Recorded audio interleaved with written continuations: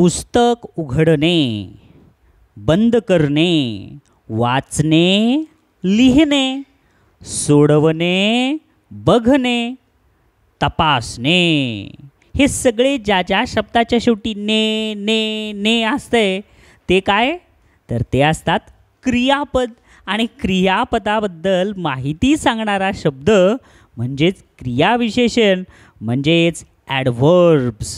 तर चला मित्रांनो, उघडा तुमचं 5वी स्कॉलरशिपचं पुस्तक, पाहूया चॅप्टर नंबर 27 ॲडव्हर्ब्स. पहा, या क्रियाविशेषणावर आधारित प्रश्न आणि त्याचे स्पष्टीकरण. अतिशय सोपे आणि महत्त्वाचा हा पाठ आहे बरं का. तर लक्षात घ्या, लक्षात ठेवण्याच्या महत्त्वाच्या बाबी. क्रियापदाविषयी अधिक माहिती देणाऱ्या शब्दालाच ॲडव्हर्ब म्हणजेच क्रियाविशेषण म्हणतात. आणि विशेषण म्हणजेच नुसतं नामाबद्दल विशेष माहिती सांगणाऱ्या शब्दाला विशेषण म्हणतात. म्हणजे अ ब्युटिफुल गर्ल, मुलगी कशी आहे, सुंदर. अ क्लेवर बॉय, बॉय कसा आहे, हुशार. म्हणजे हुशार काय झालं, विशेषण, समजलं. आणि क्रियाविशेषण म्हणजेच काय, क्रियापदाबद्दल माहिती सांगणारा. म्हणजे सुरुवातीला मी जे आत्ता क्रियापद सांगितले ना, त्याच्याबद्दल अधिक माहिती सांगणाऱ्या शब्दाला क्रियाविशेषण म्हणतात. क्रियापदाला जर आपण व्हेन, व्हेअर, हाऊ असे प्रश्न विचारले असल्यास जे उत्तर मिळते ते ॲडव्हर्ब असते. आलं का लक्षात. आता समजा व्हेन, व्हेअर, हाऊ, आता हे उदाहरणानं बघता येईल. ही रॅन फास्ट, तो कसा धावला. आता धावणे हे क्रियापद आहे बरं का. आलं का लक्षात. फास्ट हे रॅन म्हणजे काय, धावला, बरोबर. हे क्रियापद. ह्या क्रियापदाला प्रश्न विचारायचं कसा, हाऊ, हाऊ ही रॅन, तो कसा धावला. मग त्याचा क्रियापदाला जे प्रश्न विचारल्यावर उत्तर येतं आहे त्याचं उत्तर काय आलं, जोरात, म्हणजे फास्ट. मग हे फास्ट काय झालं, ॲडव्हर्ब झालं. समजलं. मग असे ॲडव्हर्ब किती प्रकारचे आहेत, तर हे ॲडव्हर्ब आहेत 3 प्रकारचे. Number 1 adverbs of place, adverbs of time, adverbs of manner. Adverbs of place म्हणजेच काय, स्थलदर्शक क्रियाविशेषण. ॲडव्हर्ब्स ऑफ टाईम म्हणजेच काय, कालदर्शक क्रियाविशेषण. ॲडव्हर्ब्स ऑफ मॅनर म्हणजेच काय, रीतिदर्शक क्रियाविशेषण. हे तर रीतिदर्शक क्रियाविशेषणं फार सोपे आहेत. अशा क्रियाविशेषणाने बहुधा यल-वाय प्रत्यय लावून होतात. माकडाला जशी शेपटी असती तसं या शब्दाला शेवटी L-Y L-Y L-Y L-Y L-Y जर आलं तर समजायचं ते काय झालं, ॲडव्हर्ब. आणि कुठले, ॲडव्हर्ब ऑफ मॅनर झाले. स्लोली, ग्रिडीली, केअरफुली, प्रॉपरली हे झाले. आलं का लक्षात. स्ट्रेट, स्लो, फास्ट, अलाउड असे शब्दही वापरता येतात बरं का. आता ॲडव्हर्ब ऑफ टाईम म्हणजेच काय, ज्याच्यानं आपल्याला काल दर्शवला जातो. म्हणजे नाऊ म्हणजे काय, आता, देन म्हणजे नंतर, अर्ली म्हणजे लवकर, टुडे म्हणजे आज, येस्टरडे म्हणजे काल, रिसेंटली म्हणजे आत्ता, हल्ली, सून म्हणजे लवकर. हे सगळे काय आहेत adverb of time. Adverb of place म्हणजे काय, हिअर, येथे, नियर, तेथे, जवळ, हिअर, देअर, तेथे, अपवर, डाऊन, खाली, समव्हेअर म्हणजे काही ठिकाणी, हे इत्यादी ॲडव्हर्ब ऑफ प्लेस आहेत. आता हे सगळं तुम्हाला केव्हा अजून जास्त कळेल, जसं जसं तुम्ही प्रश्न सोडवताल तसं तसं. मग सोडवा प्रश्न, जेवढे जास्त प्रश्न सोडवताल तेवढं तुम्हाला जास्त लक्षात येईल. पहा sample questions. Question number 1, choose the correct option, योग्य पर्याय निवडा. टू कंप्लीट द सेंटेन्स, वाक्य पूर्ण करण्यासाठी योग्य पर्याय निवडा. ही वॉक्स डॅश डॅश, ही वॉक्स डॅश डॅश म्हणजेच काय, तो कसा चालतो, तर लाऊडली. आता ही वॉक्स लाऊडली कसं येईल रे, जोऱ्याने ओरडून चालतो का, नाही. नियरली, जवळपणे चालतो का, नाही. स्वीटली, गोडपणे चालतो का, नाही. तर ही वॉक्स स्लोली, तो हळवारपणे चालतो.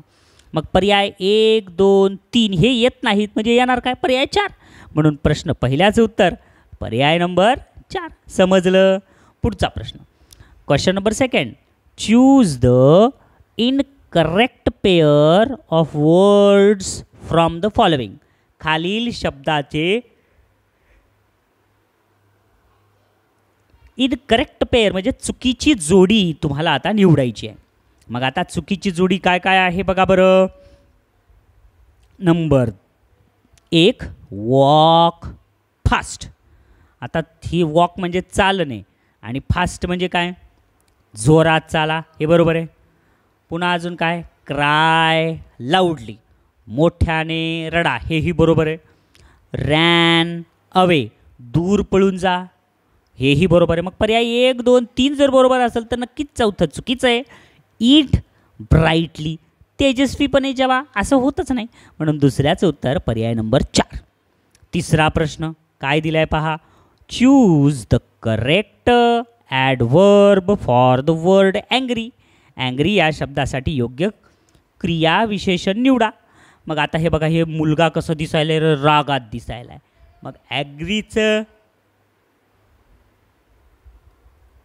क्रियाविशेषण काय आहे, ॲडव्हर्ब काय आहे, अँगरफुल नाही, हे तर नाम आहे. अंगरली, हे तर स्पेलिंग चुकलं. आणि मग हे अँगर म्हणजे राग, अँग्रीली हे करेक्ट आहे, म्हणजे रागाने, रागाच्या भरात. म्हणून तिसऱ्याचं उत्तर पर्याय नंबर 3 आहे ना. सोपे सोपे प्रश्न, असेच सोपे सोपे प्रश्न पुढं पाहूया. पहा बरं, आता हे एवढे सोपे प्रश्न असतील तर आता पुढचे प्रश्न, आणि सगळे जण एकाग्रतेनं मनातल्या मनात असं लक्षात घ्या की हे सगळा भाग सोपा आहे. अवघड जर म्हणलात तर सगळं अवघड जाते बरं का. एकदम आनंदानं सगळं सोडवायचं, टेन्शन घ्यायचं नाही, एकदम खुशीत अभ्यास करायचा. Questions for practice. Number 1, look at the picture. आता ह्या चित्राकडे बघा म्हणाले, चित्राकडे बघायचे तर प्रश्न इतके सोपे असतात, लयच सोपे असतात. Look at the picture and choose the correct adverb. आणि चित्राकडे बघून योग्य क्रियाविशेषण निवडा. The lion roared. The lion roared म्हणजेच काय, लॉयननं गर्जना केली. आता लॉयन गर्जना कशी करतो रे. नंबर 1, लाऊडली, स्वीटली, एकदम मधुरपणे ओरडतो का, सॉफ्टली असं ओरडतो का, स्लोली असं ओरडतो का, नाही तर लॉयन कसा गर्जना करतो, असं जोरात ओरडतो, ऐक नाही. म्हणून पर्याय नंबर 2 3 4 येत नाहीत, म्हणजे पर्याय एकच येईल आणि ते आहे लाऊडली. समजलं. पुढचा प्रश्न. Which of the following is not an adverb. Is not an adverb म्हणजे खालीलपैकी कोणतं काय नाही आहे, ॲडव्हर्ब म्हणजे विशेषण, क्रियाविशेषण नाही आहे. अगदी सोपं आहे बघा. आता नाईसली म्हणजेच काय, सुंदरपणे, हे तर ॲडव्हर्ब आहे. केअरफुली म्हणजे काळजीपूर्वकपणे, हेही ॲडव्हर्ब आहे. बोल्डली म्हणजेच काय, धाडसीपणे, हेही बरोबर आहे. लवली म्हणजे सुंदर, हे ॲडव्हर्ब नाही बघा. वॉट अ लवली फ्लॉवर, किती फूल सुंदर आहे. लवली म्हणजे काय, प्रेमळ. म्हणून पर्याय 1 2 3 येणार नाहीत, पर्याय 3 हे येणार नाहीत, म्हणजे नक्कीच चौथं येईल. म्हणून दुसऱ्याचं उत्तर पर्याय नंबर 4. पुढचा प्रश्न पहा, आहेत ना सोपे प्रश्न. काय दिलं आहे, तिसरा प्रश्न. Choose the adverb from the given sentence. Given sentence म्हणजे दिलेल्या वाक्यातून. चूज द ॲडवर्ब म्हणजेच काय, निवडा, क्रियाविशेषण निवडा. The race began. The race began म्हणजे काय, शर्यत सुरू झाली. And the hare ran fast, आणि ससा जोरात पळाला. आणि ससा जोरात पळाला ह्याच्यातलं ॲडव्हर्ब कोणतं आहे. मग आता ह्याच्यातलं क्रियापद कोणतं आहे, द रेस बिगॅन. मग आता हे जे बिगॅन आहे, या बिगॅनला प्रश्न विचारा. आलं का लक्षात, सुरू झाली. And the hare ran fast, रॅनलाही प्रश्न विचारा. कसा पळाला, तर बिगॅन पळाला का, रॅन पळाला का, अँड पळाला का, नाही तर फास्ट पळाला. म्हणून क्रियापदाला जर आपण व्हेन, व्हेअर आणि हाऊने प्रश्न विचारल्यावर जे उत्तर येते ते क्रियाविशेषण. म्हणून रॅनला आपण प्रश्न विचारला कसा पळाला, तर त्याचं उत्तर आलं फास्ट पळाला. म्हणून तिसऱ्याचं उत्तर पर्याय नंबर 3. पुढचा प्रश्न चौथा. कंप्लीट द सेंटेन्स म्हणजे वाक्य पूर्ण करा. चूजिंग द करेक्ट ॲडव्हर्ब, योग्य विशेषण, क्रियाविशेषण वापरून. We must always speak dash dash. We must always speak. आपण नेहमी बोललं पाहिजे. कसं बोललं पाहिजे? लाऊडली. खूप मोठ्याने ओरडून ओरडून बोललं पाहिजे का? चुकलं. हरीडली म्हणजे खूप खूप खूप खूप घाईघाईनं बोललं पाहिजे का? चुकलं. रफली उद्धटपणे बोललं पाहिजे का? नाही. म्हणजे पर्याय तीनही येणार नाहीत.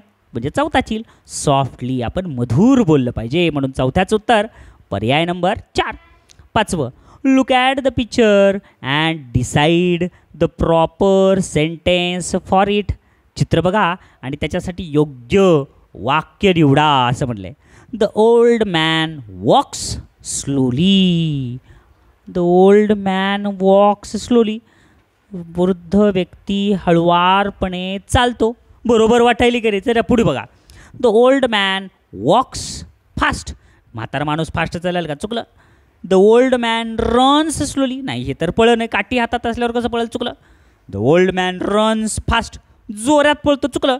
पर्याय 2, 3, 4 येणार नाहीत. म्हणजे निश्चितच पर्याय 1 येईल. म्हणून 5व्याचं उत्तर पर्याय नंबर 1. फारच सोपा प्रश्न होता हा सुद्धा. पुढचा प्रश्न बघा काय दिलाय. कितवा प्रश्न चालू आहे आता आपला? हा 6वा प्रश्न. काय आहे 6व्या प्रश्नात? पहा बरं. तर 6व्या प्रश्नात दिलेला आहे, which of the following sentences does not have an adverb.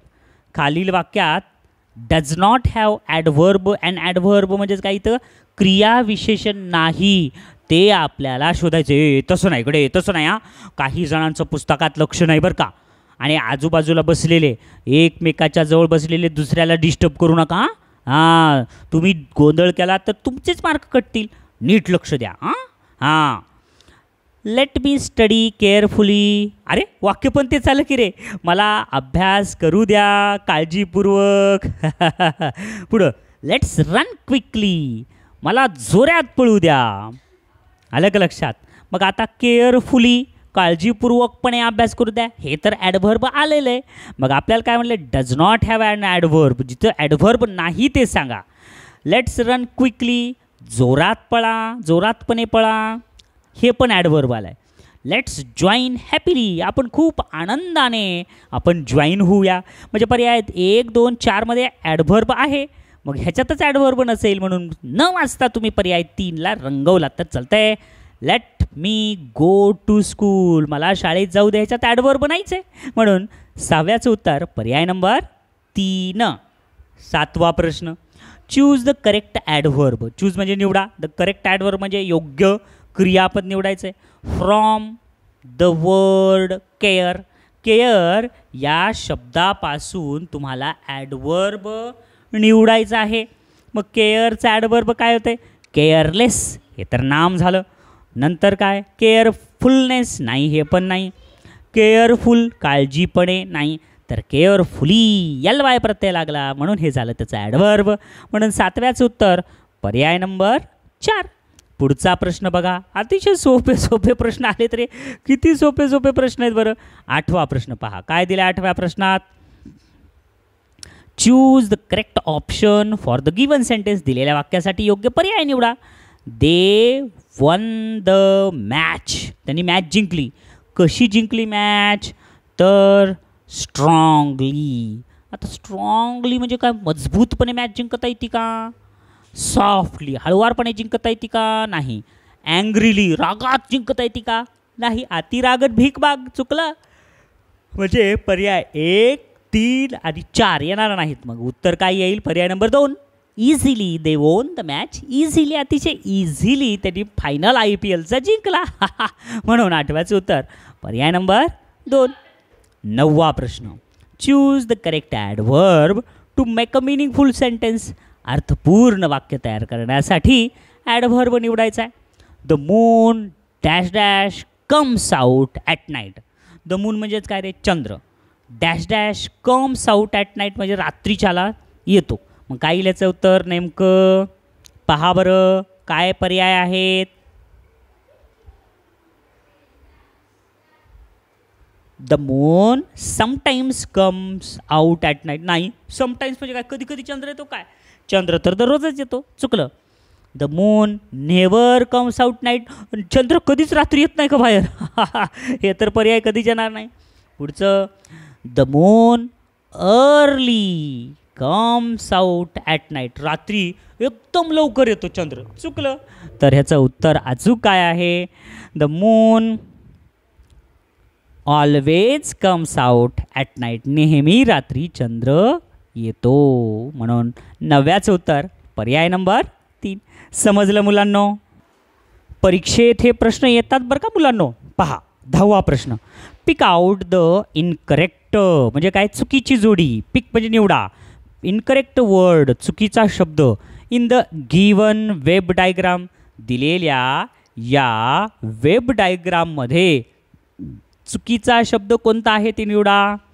मग पर्याय 1, 2, 3 आणि 4 दिला आहे. एक्झरसाइज म्हणजे व्यायामाच्या बाबतीतला शब्द. एक्झरसाइज आपण डेली करायला पाहिजे. एक्झरसाइज आपण केअरफुली करायला पाहिजे. एक्झरसाइज आपण नीटली करायला पाहिजे. मग एक्झरसाइज आपण कशी नाही करायला पाहिजे? नॉइझिली. म्हणून गोंधळ करून नाही करायचं व्यायाम. म्हणून 10व्याचं उत्तर पर्याय नंबर 1. 11वा प्रश्न काय आहे? 11व्या प्रश्नाचं उत्तर, find out the correct word. Find out the correct word म्हणजे काय? योग्य शब्द तुम्हाला शोधायचा आहे. To complete the given diagram. To complete the given diagram म्हणजे काय? दिलेली आकृती पूर्ण करण्यासाठी, हे वेब डायग्राम पूर्ण करण्यासाठी रिकाम्या जागातला शब्द शोधून काढायचा आहे. क्वेश्चन मार्कच्या जागचा शब्द शोधायचा आहे. मग आता run, run beautiful, run neatly, run daily, run carefully येणार नाही. मग काय येईल? दुसरा पर्याय बघा, राईट. मग राईट काय येईल? Write beautifully, write neatly, write daily, write carefully येऊ शकते की रे? ईट ब्युटिफुली, सुंदरतेनं खा कसं होईल? चुकलं. स्लीप ब्युटिफुली हे येणार नाही. अचूक. म्हणून 11व्याचं उत्तर आहे पर्याय नंबर 2. राईट ब्युटिफुली सुंदरपणे लिहा. राईट नीटली शिस्तबद्धतेने लिहा. राईट केअरफुली काळजीपूर्वक लिहा. राईट डेली दररोज लिहा. कळालं? चला पुढचा प्रश्न 12वा. काय आहे 12व्या प्रश्नात? तर रीड द सेंटेन्सेस केअरफुली. खालील वाक्य काळजीपूर्वक वाचा and choose the correct option आणि योग्य पर्याय निवडा. Number 1, I climbed the ladder slowly. I climbed the ladder slowly म्हणजेच काय? मी काळजीपूर्वकपणे शिडी दमानी चललो. I walked carefully.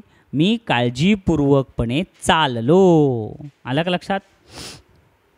आता पर्याय बघा. The first sentence is correct. पहिलं वाक्य करेक्ट आहे.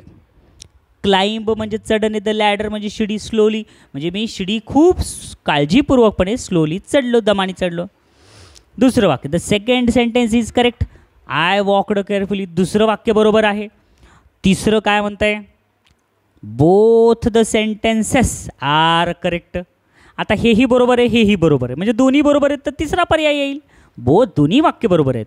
बोथ सेंटेन्सेस रॉंग, दोन्ही वाक्य चूक आहेत. पर्याय नंबर 4 तर कधीच येणार नाही.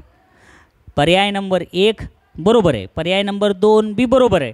पण पर्याय नंबर 3 हे त्याच्यापेक्षाही जास्त बरोबर आहे. म्हणून याचं उत्तर पर्याय नंबर 3 येईल. आणि अशा प्रश्नांची उत्तरं असतात मुलांनो. म्हणून मी तुम्हाला नेहमी म्हणतो की कधीही 4ही पर्याय वाचायचे. 4ही पर्यायापैकी 3 पर्याय कोणते येत नाहीत ते शोधायचे आणि मग उरलेलं उत्तर हे तुम्हाला पाय हल नका, हां लक्ष पुस्तका तिकडे तिकडे बघू नका, हां समजलं. 3 पर्याय कोणते येत नाहीत ते बघा आणि उरलेले जे चौथा पर्याय असेल तेच तुमचं उत्तर. समजलं ना? हां चला पुढचं 13वा प्रश्न. Find the odd man out. चुकीचा शब्द शोधून काढा गटातला. कर्ली. कर्ली म्हणजेच काय रे? म्हणजेच कुरळे केस. आणि कुरळे केस म्हणजे तर हे तर क्रियापद नाही ना, क्रियाविशेषण नाही. रेग्युलरली म्हणजे नियमितपणे. डेली म्हणजे दररोज. अँग्रीली म्हणजे रागातो. म्हणजे हे 2, 3 आणि 4 नंबरचे हे क्रियाविशेषण आहेत. आणि कर्ली हेअर म्हणजे कुरळे केस हे तर विशेषण आहे. म्हणून 13व्याचं उत्तर पर्याय नंबर 1. शब्दसाठा जास्त पाहिजे. 14वा प्रश्न बघा काय दिलाय. Choose the correct adverb from the sentence. दिलेल्या वाक्यातून योग्य क्रियाविशेषण निवडा. रीड द स्टोरी, गोष्ट वाचा, dash dash to understand it. Read the story गोष्ट वाचा, पण dash dash to understand it म्हणजेच काय रे? फास्ट टू अंडरस्टँड इट नाही, क्विकली टू अंडरस्टँड इट नाही, अर्ली टू अंडरस्टँड इट नाही. तर पर्याय 1, 2 आणि 4 येणार नाहीत, म्हणजे येणार काय? पर्याय नंबर 3. 14व्याचं उत्तर काय? 3. रीड द स्टोरी स्लोली, तुम्ही ही गोष्ट काळजीपूर्वक हळुवारपणे वाचा, टू अंडरस्टँड इट, जर तुम्हाला समजून घ्यायची असेल तर. पुढचा 15वा प्रश्न, चूज द प्रॉपर ऑप्शन, योग्य पर्याय निवडायचा आहे. To make the following sentences meaningful, अर्थपूर्ण वाक्य होण्यासाठी तुम्हाला चूज द प्रॉपर ऑप्शन, योग्य पर्याय निवडायचा. तर फॉलोइंग सेंटेन्स मिनिंगफुल, अर्थपूर्ण होण्यासाठी वाक्य. We dash dash play kabaddi every day in the evening. Every day in the evening म्हणजेच काय? दररोज रात्री. प्ले कबड्डी म्हणजेच काय? कबड्डी खेळतो. एव्हरी डे म्हणजे दररोज, आम्ही दररोज कबड्डी खेळतो. मग कसं? नेवर म्हणजे नाही. वी नेवर प्ले कबड्डी, मग कधीच खेळत नाही, चुकलं. वी ऑलवेज प्ले कबड्डी, आम्ही नेहमी कबड्डी खेळतो. Every day in the evening, दररोज सायंकाळी आम्ही कबड्डी खेळतो.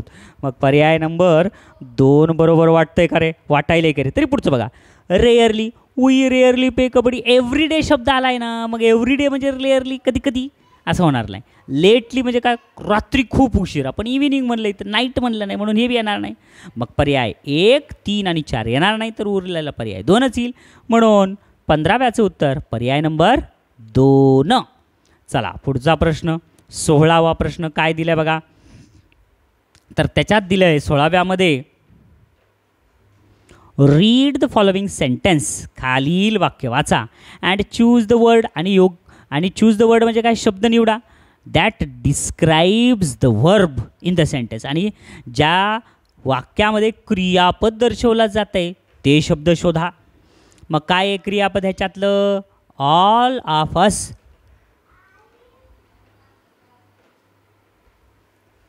Ran to school quickly, all of us, आम्ही सगळेजण शाळेकडे पळालोत. मग अचूक उत्तर कोणतं? अगदी बरोबर आहे.